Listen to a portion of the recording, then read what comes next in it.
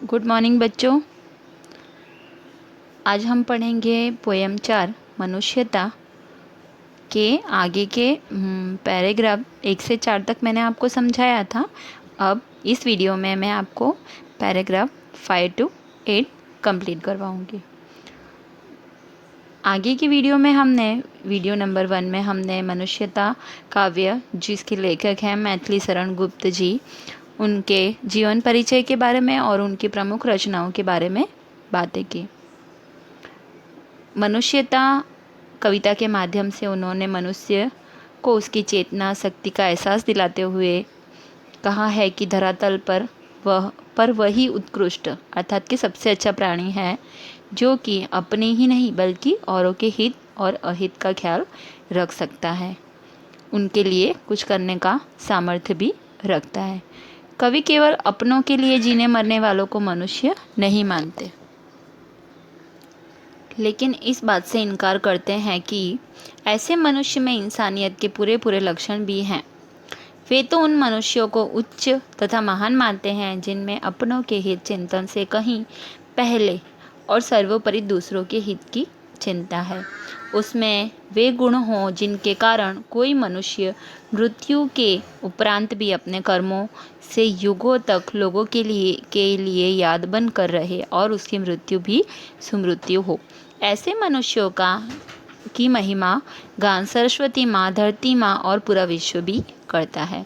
इसके लिए कवि ने रतिदेव, दधीची, उशीनर, क्षितिज तथा वीरकर्ण जैसे महान त्यागियों तथा दानी पुरुषों को प्रेरणा स्रोत के रूप में प्रस्तुत किया है तथा कविता में उनका वर्णन किया है।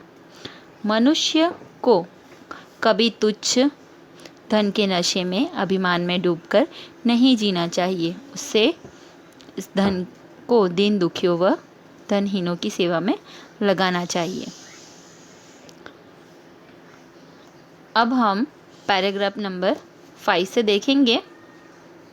पैराग्राफ 5 कुछ इस प्रकार है। पहले मैं आपको पूरा पढ़कर बताऊंगी, उसके बाद एक एक शब्द का अर्थ बताऊंगी और फिर पूरा पैराग्राफ का भाव अर्थ बताऊंगी। तो हम पैराग्राफ नंबर 5 देखेंगे। मैं पहले रीड करूंगी, आप लोग ध्यान से सुनना। रहो न भूल के कभी मदांध तुच्छ वित्त में, सनाथ जान आपको करो न गर्व चित्त में। अनाथ कौन है यहाँ त्रिलोकनाथ साथ हैं, दयालु दीन बंधु के बड़े विशाल हाथ हैं। अतीव भाग्यहीन है अधीर भाव जो करे, वही मनुष्य है कि जो मनुष्य के लिए मरे। मदांत यानी घमंड के नशे में चूर। चित्त मतलब के हृदय। त्रिलोकनाथ यानी तीनों लोकों के स्वामी। दीनबंधु यानी गरीबों के प्रति दयावान रक्षक। विशाल हृदय बहुत अधिक सहन शक्ति होना। अधीर भाव धैर्य ना रखना। सनाथ अपने स्वामी का साथ होना। गर्व घमंड भाग्यहीन बदकिस्मत। ये सारे जो शब्द मैंने बोले, इनके अर्थ आप अपनी पाठ्य पुस्तक में अंडरलाइन करके लिखते जाइए, ताकि आप दोबारा कभी भी पढ़ें तो आपको उनका अर्थ ध्यान रहे।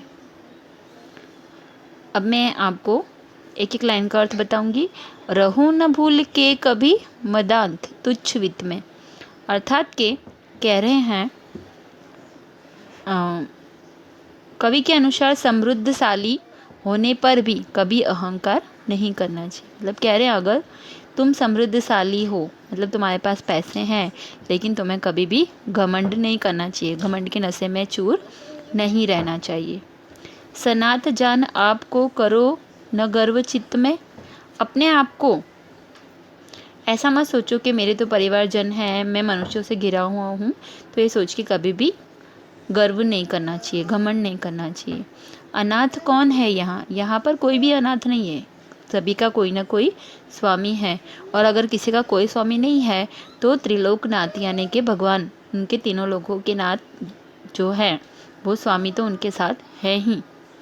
दयालु दीन बंधु के बड़े विशाल हाथ हैं, यानी कि जो गरीबों के प्रति दयावान हैं, रक्षक हैं, उनके तो बड़े विशाल मतलब बहुत लंबे हाथ हैं। जो भगवान अपने जो भी लोग हैं भगवान अपने बंधु की हमेशा रक्षा करेंगे, उनका ध्यान रखेंगे, इसलिए कभी खुद पर घमंड मत करो। अतीव भाग्यहीन है अधीर भाव जो करे। अतीव यानी कि बहुत अधिक भाग्यहीन वह व्यक्ति है जो कि अधीर भाव करे। अधीर यानी धैर्य न रखना। जो व्यक्ति धैर्य नहीं रखता है वो बहुत ही बदकिस्मत होता है। वही मनुष्य है कि जो मनुष्य के लिए मरे। वही सही मनुष्य है जो दूसरे मनुष्य के लिए मरे। अब पूरे पैराग्राफ का अर्थ बताऊंगी एक साथ। कवि के अनुसार समृद्धशाली होने पर भी कभी अहंकार नहीं करना चाहिए। यहाँ कोई भी अनाथ नहीं है क्योंकि ईश्वर ही परम पिता है। मतलब कोई भी व्यक्ति अनाथ नहीं है, अपने आप को अनाथ ना समझे, क्योंकि ईश्वर ही सबके पिता हैं। धन और परिवारजनों से घिरा हुआ मनुष्य स्वयं को सनाथ अनुभव करता है। यानी जिसके पास धन है और परिवारजन है, वह व्यक्ति सोचता है कि हम तो सनाथ हैं, हमारे साथ में बहुत से लोग हैं, हम अनाथ नहीं हैं। और सनाथ का अर्थात होता है अपने स्वामी के साथ होना, तो वे लोग अपने आप को सनाथ समझते हैं। इसका परिणाम यह होता है कि वह स्वयं को सुरक्षित समझने लगते हैं कि अब हमारा कोई कुछ नहीं बिगाड़ सकता है। इस कारण से वे अभिमानी हो जाते हैं। कवि कहता है कि सच्चा मनुष्य वही है जो संपूर्ण मानव जाति के कल्याण के लिए मरता है और जीता है। वह आवश्यकता पड़ने पर दूसरों के लिए अपना शरीर भी बलिदान कर देता है। भगवान सारी सृष्टि के नाथ हैं, संरक्षक हैं, उनकी शक्ति अपरंपार है। वे अपने अपार साधनों से सबकी रक्षा और पालन करने में समर्थ हैं। वह प्राणी भाग्यहीन है जो अधीर, अशांत और अतृप्त रहता है और पाने की ललक में मारा फिरता है। और यानी कि और अधिक प्राप्त करने की लालच में इधर उधर घूमता रहता है। अब हम पैराग्राफ नंबर 6 देखेंगे। अंतरिक्ष में अनंत देव हैं खड़े, समक्ष ही स्वबाहु जो बढ़ा रहे बड़े बड़े। परस्परावलंबन से उठो तथा बढ़ो सभी, अभी अमत्य अंक में अपंक हो चढ़ो सभी। रहो न यों कि एक से न कम और का सरे। वही मनुष्य है कि जो मनुष्य के लिए मरे। अनंत यानी कि असीमित और समक्ष यानी कि सामने। स्वबाहु अर्थात अपनी भुजाएं। परस्परावलंबन यानी परास्परावलंबन यानी एक दूसरे का सहारा। अमत्य अंक यानी देवता की गोद। अपंक मतलब दाग रहित। और कासरे यानी कि काम निकले। तो कवि इस पैराग्राफ में क्या कहना चाह रहा है? अनंत अंतरिक्ष में अनंत देव हैं खड़े। अनंत अर्थात असीमित अंतरिक्ष कैसा है? असीमित, जिसके कोई सीमा नहीं है। वहाँ पर अनंत यानी कि बहुत सारे देव खड़े हुए हैं। और समक्ष यानी कि सामने। स्वबाहु यानी अपनी भुजाएं बढ़ा रहे हैं बड़े बड़े, कि आओ हमारे पास चले आओ, हमारे समक्ष बड़े बड़े खड़े खड़े बाहें बढ़ा रहे हैं। परास्परावलंबन से उठो तथा बढ़ो सभी, अर्थात कि परास्परावलंबन यानी एक दूसरे के सहारा लो और सब लोग उठो और आगे बढ़ो। अभी अमत्य अंक में अपंक हो चढ़ो सभी। अभी अमत्य अंक यानी कि देवता की गोद में। और अपंक का अर्थ होता है कि दाग रहित।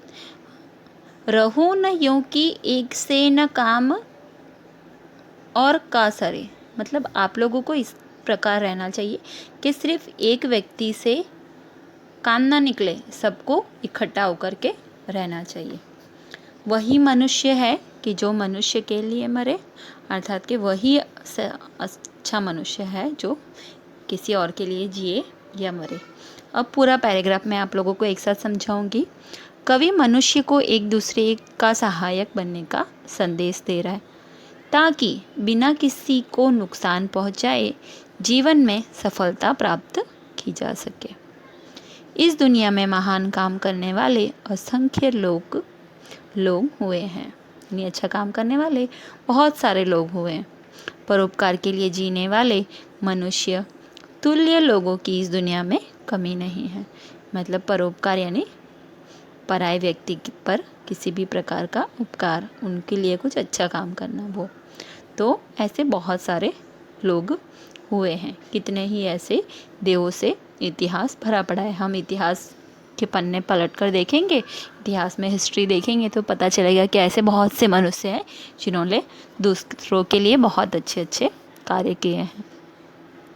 देवता भी मनुष्यों को परोपकार, करुणा, दया और मनुष्यता का जीवन जी कर अपना उत्थान करने की सीख दे रहे हैं। ऐसे व्यक्ति स्वयमेव देवता हो जाते हैं और लोगों द्वारा पूजे जाते हैं। कवि मनुष्यों को प्रेरणा देते हुए कहता है कि तुम एक दूसरे के सहयोग से महान कार्य करो और निर्मल जीवन बिताओ। ऐसा जीवन जीना व्यर्थ है जो दूसरों के काम बिल्कुल ना आए। तुम औरों के काम आने के लिए जियो और मरो। अब 7वां पैराग्राफ देखेंगे। मनुष्य मात्र बंधु है, यही बड़ा विवेक है। पुराण पुरुष स्वयंभू पिता प्रसिद्ध एक है।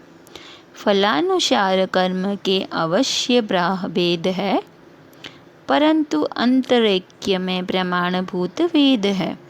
अनर्थ है कि बंधु ही न बंधु की व्यथा हरे, वही मनुष्य है कि जो मनुष्य के लिए मरे। अर्थ बताऊंगी। विवेक अर्थात के ज्ञान, स्वयंभू मतलब परमात्मा, बाह्य यानी बाहरी, अंतरिक्ष अर्थात आत्मा की एकता, प्रमाणभूत अर्थात साक्षी, अनर्थ तो बुरा, व्यथा हरे तो कष्ट दूर करे, फलानुसार तो परिणाम के अनुसार, भेद तो अंतर।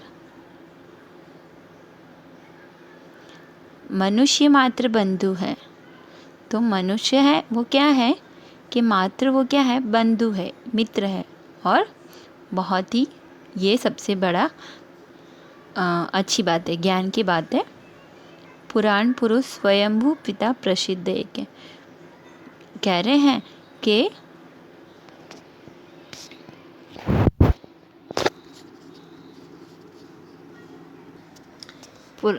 पुराण पुरुष अर्थात कि परमात्मा, तो वो एक ही है। फलानुसार कर्म में अवश्य बाह्य भेद है, मतलब फलों के अनुसार हम देखते हैं कि हमारे जो कर्म हैं उसमें भले बाहरी रूप से अलग प्रकार से दिखते हैं, भेद अलग है, परंतु अंतरैक्य में प्रमाणभूत वेद है। प्रमाणभूत अंतरिक यानी आत्मा की आवाज़, और प्रमाणभूत यानी साक्षी, तो अंतर के आत्मा से सब कुछ एक ही है। अनर्थ है कि बंधु ना बंधु की व्यथा हरे, यह बहुत ही बुरी बात है कि बंधु यानी कि भाई भाई की व्यथा मतलब कि उनका कष्ट दूर ना करें, ये बहुत ही गलत बात है। वही मनुष्य है कि जो मनुष्य के लिए मरे। पूरे पैराग्राफ का अर्थ बताऊंगी। कवि इन पंक्तियों के माध्यम से मनुष्य को मिलजुल कर रहने तथा एक दूसरे की मदद करने का संदेश देते हुए कहते हैं कि संसार में विवेकी मनुष्य वही है, विवेकी अर्थात के ज्ञानी मनुष्य वही है जो विश्व के सभी प्राणियों को अपना बंधु अर्थात के मित्र, अपना भाई माने, किसी के प्रति परायापन या शत्रुता का भाव ना रखे। मनुष्य की सफलता का सबसे बड़ा प्रमाण यही है कि इन सबको जन्म देने वाला ईश्वर एक ही है। पुराणों के अनुसार वही सृष्टि को जन्म देने वाला एकमात्र पुरुष है। मैंने बताया था कि ईश्वर ही परम पिता है। वह स्वयं अजन्मा है, जिसका जन्म नहीं हुआ। संसार कर्म फल के अनुसार विविध रूप है। यानी संसार में देखिए अपने कर्मों का फल क्या सबको अलग अलग रूप से मिलता है, विविध रूप में मिलता है। अर्थात लोग जैसे जैसे कर्म करते हैं उन्हें वैसा वैसा रूप प्राप्त होता है, परंतु मूल रूप से सभी मनुष्य एक हैं। उनमें एक ही चेतना है, एक ही प्राण है, एक ही ईश्वर समाया हुआ है। कवि के अनुसार सबसे बड़ा अनर्थ यही है कि कोई मनुष्य समर्थ होते हुए भी अपने बंधुओं की व्यथा ना हरे यानी कष्टों को दूर ना करे। मतलब वो इतना समर्थ है कि अपने भाई बहनों के या अपने बंधुओं के दुखों को दूर कर सकता है, लेकिन फिर भी ना दूर करे, यही सबसे बड़ा दुख है। वह निष्ठुर है, क्रूर तथा स्वार्थी बना रहे। मनुष्य को चाहिए कि वह बाहरी रंग रूपों को महत्व न देकर सभी मनुष्य को अपना बंधु माने तथा सबको एक पिता की संतान माने। अब हम लास्ट पैराग्राफ 8th पैराग्राफ देखेंगे। चलो अभिष्ट मार्ग में सहर्ष खेलते हुए, विपत्ति विघ्न जो पड़े उन्हें ढकेलते हुए। घटे न हेल मेल हाँ, बढ़े न भिन्नता कभी।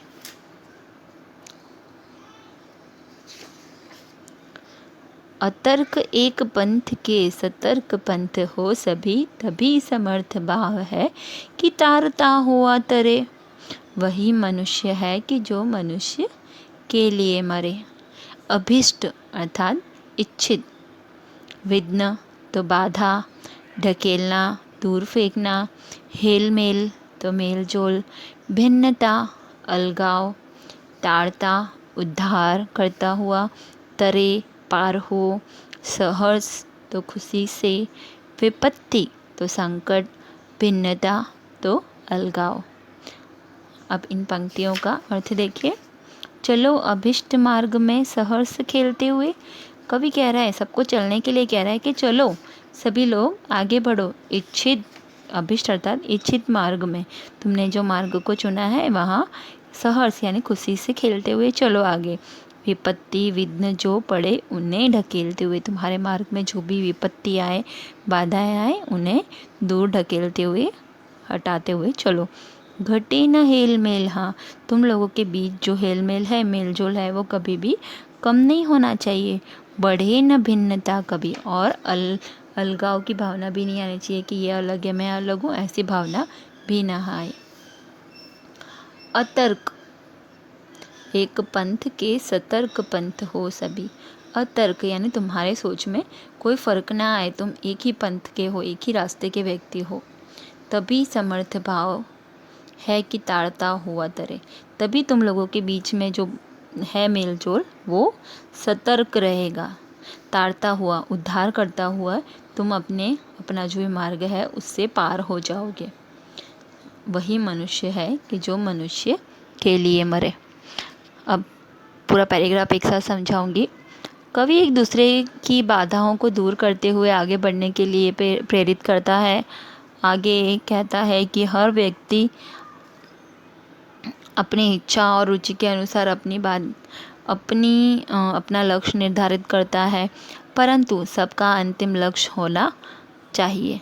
यानी परंतु सबका एक अंतिम लक्ष्य जो है वो निर्धारित होना चाहिए। ऐसा मानव जाति से एकता स्थापित करना, इसलिए अपने जीवन के लक्ष्य को प्राप्त करने के लिए हंसते खेलते आगे बढ़ना चाहिए। रास्ते में चाहे कितनी भी विपत्तियां आए, बाधाएं आए, लेकिन उन्हें दूर कर देना चाहिए, परंतु उनसे विचलित नहीं होना चाहिए और अपने लक्ष्य को प्राप्त करना चाहिए। आपस में सभी में प्यार बना रहे, वह कभी कम न हो, तर्क से परे होकर सभी अपनी मंजिल को पाने के लिए स्वाधीनता पूर्वक आगे बढ़ें। कवि ऐसी प्रार्थना कर रहा है और वही मनुष्य है जो मनुष्य के लिए मरे। अच्छा बच्चों, मैंने आप लोगों को जो भी समझाया है, अगर आपको कुछ ना समझ आए तो आप मुझे गूगल क्लास में मैसेज पूछ सकते हैं। अच्छा, धन्यवाद बच्चों।